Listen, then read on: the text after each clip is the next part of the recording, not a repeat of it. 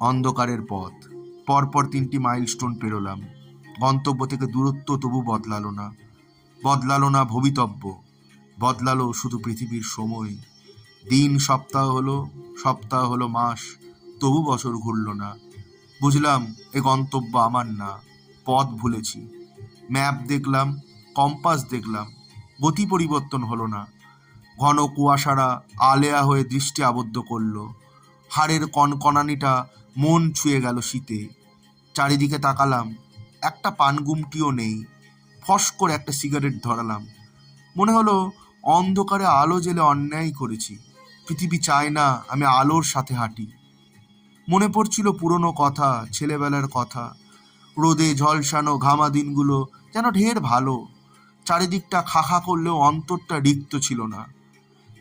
ঘামা খেলে ফেরা শরীরের সেই শীত শীত ভাবটা আজ অনুভব করলাম। না, অনুশোচনা হয়নি একবারও।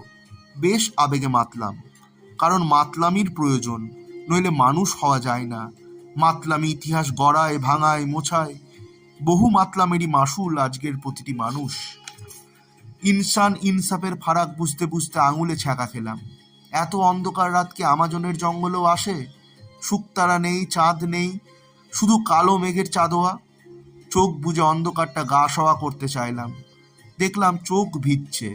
হয়তো চোখের পাতায় বিন্দু বিন্দু শিশির জমেছে। গালে গড়াতে বুঝলাম ওটা শিশির না।